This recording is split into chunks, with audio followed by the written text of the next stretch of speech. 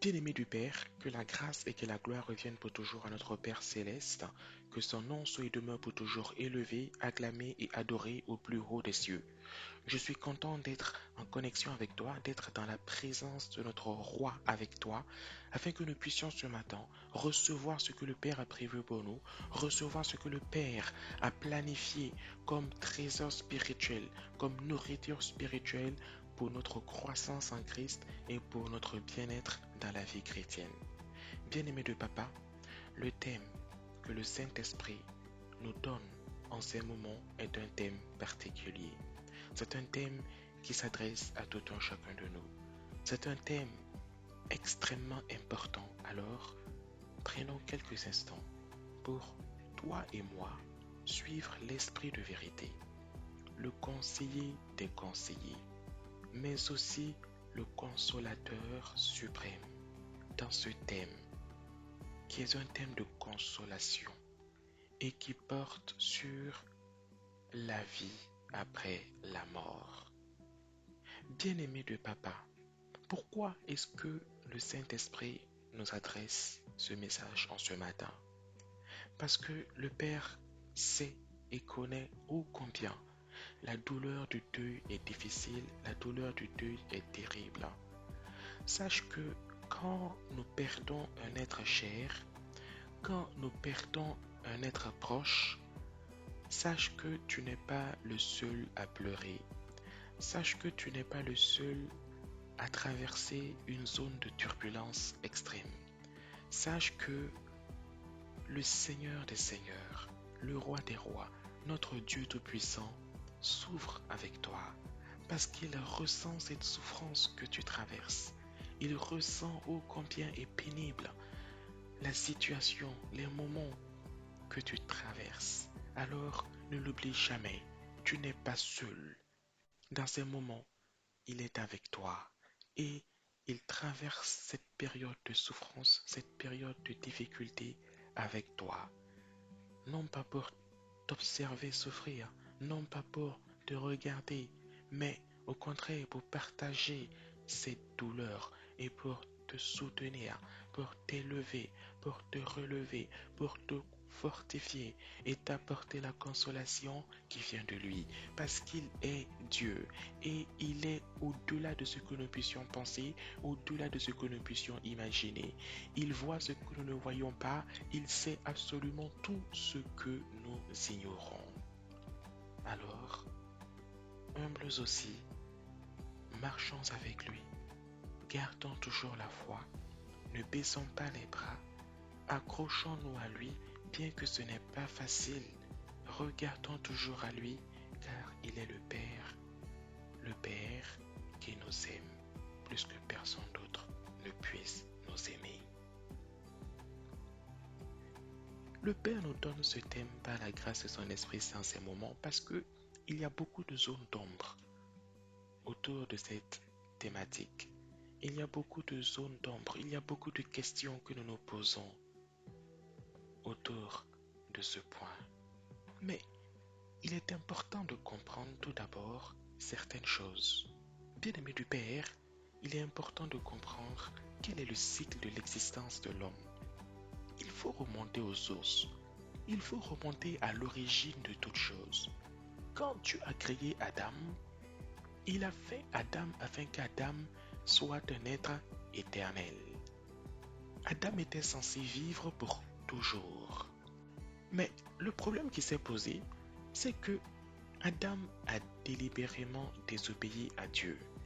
Il est allé pécher en mangeant un fruit défendu qui pouvait donc mettre un terme à sa vie éternelle. Et c'est là que les problèmes ont commencé pour l'homme.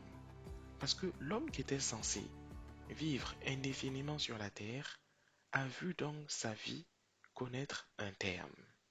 Mais c'est là que l'amour de Dieu qui dépasse toute compréhension s'est de nouveau manifesté. C'est là que l'amour de Dieu qui a créé une terre, qui a créé des cieux, qui a créé une nature, tout ça pour quelqu'un qui n'existait pas encore et qu'il allait créer carrément à la fin de toutes ses œuvres, quelqu'un donc qui est l'homme, il a créé donc tout cela pour l'homme, par amour, tout simplement. Un amour si grand, un amour si incompréhensif. Ce même Dieu va manifester ce même amour à l'égard de la descendance de l'homme. À ton égard et à mon égard, tout simplement. En faisant quoi, bien-aimé du Père? En envoyant son Fils unique, Jésus-Christ. Tout comme il avait créé par amour le ciel et la terre pour Adam, il a envoyé par amour son Fils unique Jésus-Christ mourir à la croix afin que nous ayons la vie, que nous puissions retrouver, que nous puissions récupérer cette vie éternelle, de sorte à ce que le cycle soit bouclé. C'est pourquoi tu ne meurs plus, mais tu as la vie éternelle en croyant que Christ est mort pour toi. Tout simplement. Les choses souvent avec Papa Adonai semblent tellement simples qu'on a du mal à croire. On se dit, mais si facilement, oui, Papa bon Dieu dit oui, si facilement, vous avez la vie éternelle. Cette vie éternelle qu'Adam a malheureusement perdue, vous la retrouvez en croyant simplement que Christ a donné sa vie pour vous. Maintenant, le problème qui se pose, c'est que d'une part, nous avons la parole de Dieu qui nous dit que nous ne mourrons plus, que nous avons la vie éternelle en croyant en Christ. Mais force est de constater avec nos différents cinq sens que la vie continue d'une certaine manière à s'arrêter. Et c'est ce qui fait beaucoup mal. C'est ce qui met dans une situation d'incompréhension totale. Ma sœur, mon frère, tenons bon, regardons au Père, écoutons ce qu'il veut nous dire maintenant. Bien-aimé du Père, Papa souhaite que nous comprenions une première chose.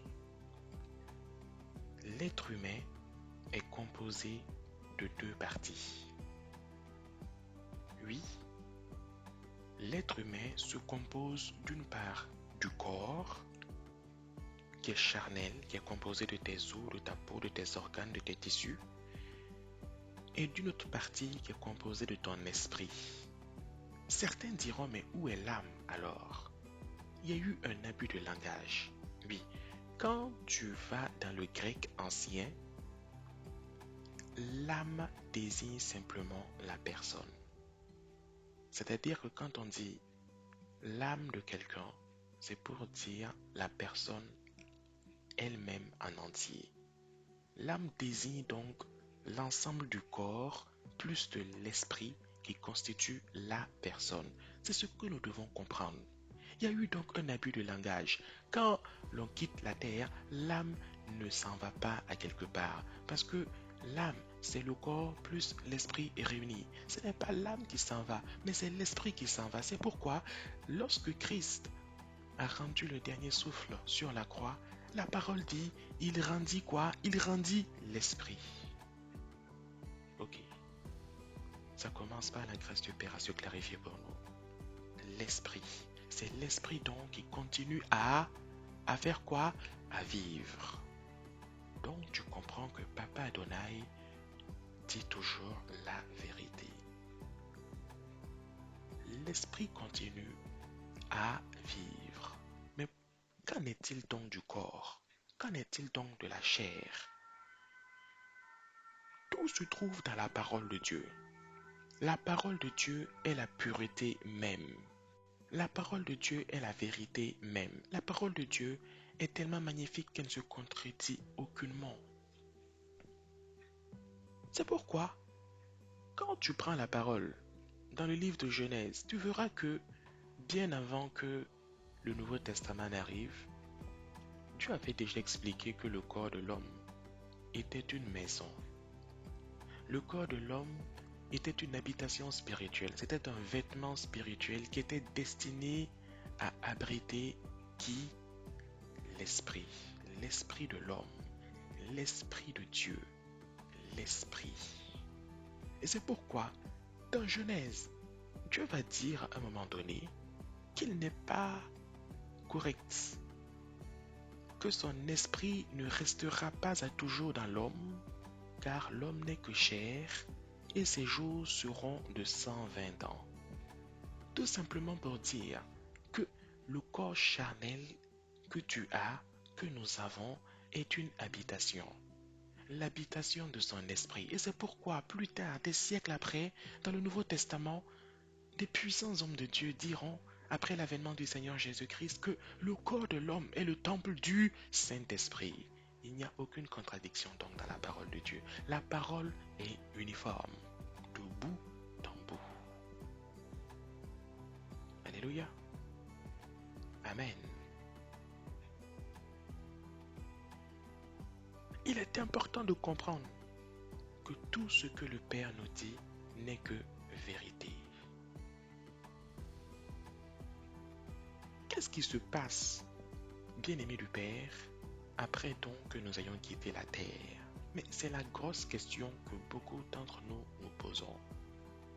Maintenant que tu as compris que au terme du séjour sur la terre, c'est le corps, c'est le vêtement spirituel qui reste ici et que l'esprit, c'est-à-dire l'être spirituel que tu représentes continue de vivre selon la volonté et la parole véritable de Dieu, qu'est-ce qui se passe maintenant? Quelle est cette nouvelle vie que tu vas continuer à mener spirituellement? Et où vas-tu la mener? Ici sur la terre, à quelque part ailleurs, suivons pas à pas le Saint-Esprit. Lorsque le Seigneur Jésus était sur la croix, il va donner une première réponse à cette question. En étant sur la croix, bien-aimé du Père, l'un des brigands va lui dire, avec sa connaissance partielle, avec son savoir limité, le brigand va lui dire, souviens-toi de moi, quand tu viendras dans ton règne. Ah, le brigand pensait et était convaincu, selon ce qu'il avait entendu et compris, que Jésus était le roi qui allait revenir régner. Oui, c'est vrai, mais regarde ici la réponse de Jésus dans Luc chapitre 23, au verset 42 et 43. Regarde la réponse de Jésus. Le brigand parlait au futur, mais Jésus lui répond en disant, Jésus lui répondit, je te le dis en vérité. Mais l'homme là parlait au futur et le Seigneur lui répond au présent de l'indicatif. Je te le dis en vérité. Aujourd'hui, tu seras avec moi dans le paradis. Oh, oh. Est-ce que les choses se clarifient petit à petit dans ton esprit? Jésus lui dit, oui, c'est vrai, ton corps qui est cloué sur cette croix va rester ici, mais toi-même, c'est-à-dire ton esprit, aujourd'hui, quand tu vas sortir, cet esprit va sortir de ton corps, il viendra être dans le paradis avec moi aujourd'hui, pas demain, pas après-demain, pas dans 100 ans, pas dans 1000 ans, pas dans 10 000 ans, aujourd'hui. La parole est évidente. Ne cherchons pas à creuser là où le Père nous a déjà donné de recevoir. Ok. Deuxième élément de réponse, c'est encore Jésus qui le donne. Dans Luc au chapitre 16 au verset 22, Jésus nous parle d'un certain Lazare. Il ne s'agit pas de son ami Lazare qui avait perdu la vie, non, mais de notre Lazare. Jésus dit que ce Lazare-là avait une vie difficile sur la terre, mais arrivé au terme de son séjour sur la terre, ce Lazare-là, après avoir quitté la terre, donc l'esprit de Lazare, est allé se retrouver dans un endroit qu'on appelle le sein d'Abraham. Alléluia. Le sein d'Abraham. Et de cet endroit où Lazare était en paix, était dans la joie, il voyait quelqu'un qui était celui qu'il avait en partie fait souffrir sur la terre, qu'il avait laissé dans ses souffrances, je veux dire, sur la terre, qui avait été un homme riche sur la terre, mais un méchant riche, parce qu'il y a des bons riches, il y a des riches qui craignent Dieu, mais ici un méchant riche sur la terre qui lui aussi avait fini son séjour et qui se trouvait dans un endroit où régnait la douleur et la souffrance. Tu comprends, bien-aimé du Père, qu'il y a le paradis, il y a le sein d'Abraham, mais il y a aussi d'autres endroits. Continuons dans Apocalypse. Oui, là où l'homme de Dieu va recevoir les révélations. L'apôtre Jean, il dit ensuite, dans Apocalypse chapitre 6 verset 9, ensuite, l'agneau défait la cinquième attache. À ce moment-là, je vois sous l'autel ceux qu'on a fait mourir. On les a tués à cause de la parole de Dieu et parce qu'ils ont été ses témoins. Ah, il a vu qui? Ceux qu'on a fait mourir à cause de l'œuvre de Dieu sur la terre. Et ils étaient maintenant où? Dans un endroit qui s'appelle sous l'autel. Ma soeur, mon frère, le paradis, le sein d'Abraham, l'autel sont des endroits spirituels qui se trouvent dans le royaume des cieux. Ce sont des endroits spirituels qui se trouvent dans le royaume des cieux. Puisque Dieu te dit que quand tu quittes la terre, tu ne meurs pas en vérité, mais que tu continues de vivre, il y a des endroits dans le royaume des cieux où tu iras continuer ton existence selon sa parole. Ne cherche pas plus loin, accepte la vérité qu'il te donne. C'est pourquoi Dieu encore, dans son infinie sagesse, te dit et me dit que lui, il n'est pas le Dieu des morts, mais qu'il est le Dieu des vivants. Mais pourquoi est-ce qu'il dit ça? Allons dans le livre de Matthieu, au chapitre 17 au verset 3. Mais quand nous y lisons, nous voyons que les apôtres qui étaient à l'époque les disciples de Christ sur la montagne ont vu apparaître aux côtés de Jésus, qui ça? Moïse et Élie. Les mêmes Moïse et Élie de l'Ancien Testament, quand Christ était sur la terre, sont venus visiter Christ au moment de la transfiguration.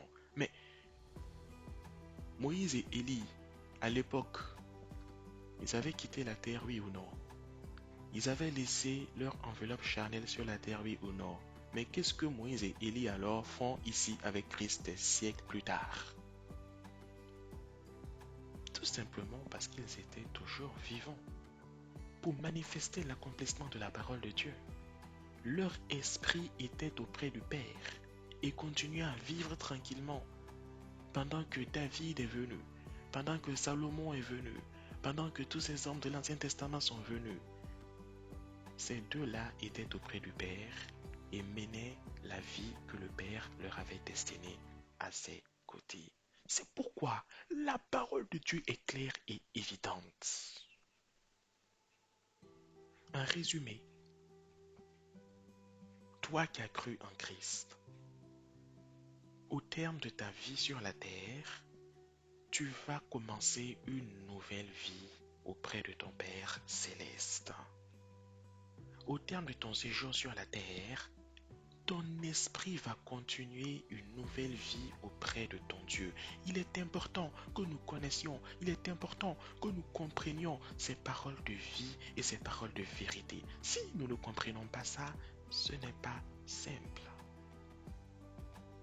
Et quelqu'un d'autre qui nous parle au travers de la parole de Dieu, un homme qui fut un grand serviteur de Dieu, qui s'appelle l'apôtre Paul, il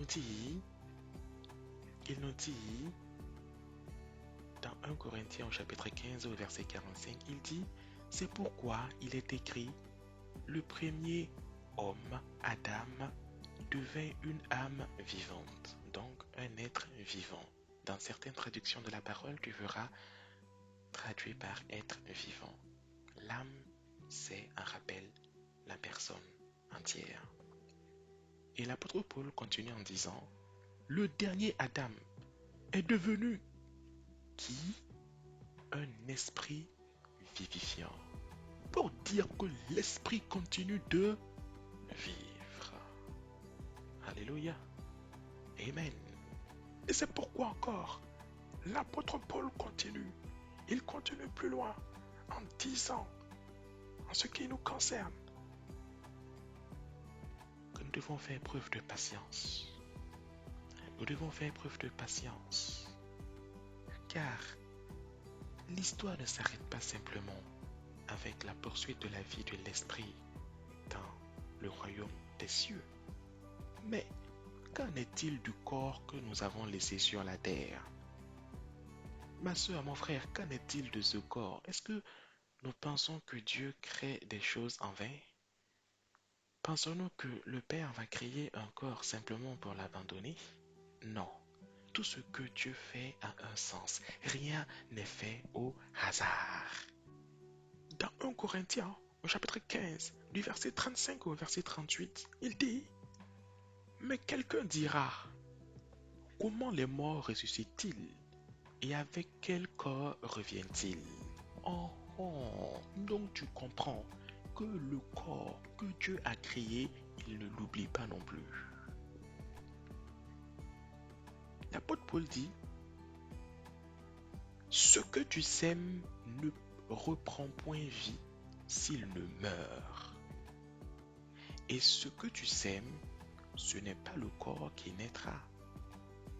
C'est un simple grain de blé peut-être, ou de quelque autre sémence, puis Dieu lui donne un corps comme il lui plaît. Et à chaque semence, il donne un corps qui lui est propre. Et il poursuit en disant, toujours dans le chapitre 15 et au verset 53, car il faut que ce corps corruptible revête l'incorruptibilité et que ce corps mortel revête l'immortalité. Tu comprends donc que plus tard, il viendra un temps où ton esprit, qui continue de vivre auprès du Père, devra retourner dans un corps, mais pas le même corps que tu avais sur la terre, pas le même corps qui était faillible sur la terre. Le corps sur la terre pouvait tomber malade. Les cellules, les différents tissus, les cellules de ce corps sur la terre meurent à petit feu, de jour en jour et d'année en année. Mais ce que Dieu veut, c'est que tu bénéficies d'un nouveau corps, d'un corps parfait, d'un corps qui n'a point de pareil ni de semblable, d'un corps incorruptible, qui ne connaît ni maladie ni faiblesse. Et c'est pourquoi le Seigneur Jésus va répondre à ses disciples qui lui poseront la question en leur disant tout simplement dans le livre de Matthieu au chapitre 22 au verset 30, car à la résurrection, les hommes ne prendront point de femmes, ni les femmes de mari, mais ils seront comme les anges de Dieu dans le ciel. Alléluia. Comme les anges de Dieu, avec des corps parfaits, avec des corps qui ne tombent pas malades, avec des corps qui sont sains, purs et qui ne connaissent aucun défaut. Et c'est ainsi que notre Seigneur Jésus-Christ, après avoir péri à la croix, après que son corps ait été mis dans le tombeau, 3 jours plus tard, après avoir été ressuscité en esprit et en corps par la grâce et la puissance de notre Dieu, notre Père Tout-Puissant, ce même Seigneur Jésus, qui avant ne pouvait pas traverser les murs, s'est mis à traverser les murs, entrer dans des pièces sans passer par la porte. Il s'est mis à faire des voyages dans l'espace et dans le temps à une vitesse phénoménale. Il apparaissait ici auprès de certains disciples qui étaient dans une ville, puis il réapparaissait plus loin là-bas avec d'autres disciples qui étaient en train de marcher en allant dans une autre ville. Parce qu'il avait ce corps parfait, semblable à ceux des anges, qui lui permettait de faire des choses que le corps limité que nous avons aujourd'hui ne peut pas faire. Bien-aimés du Père, acceptons la consolation que le Père Céleste nous donne. Acceptons simplement que notre Seigneur et notre Dieu ne nous veut que du bien. Et c'est dans ce même sens que dans le livre d'Apocalypse, l'apôtre Jean nous dira, heureux et saints ceux qui ont part à la première résurrection. La seconde mort n'a point de pouvoir sur eux, mais ils seront sacrificateurs de Dieu et de Christ, et ils régneront avec lui pendant 1000 ans.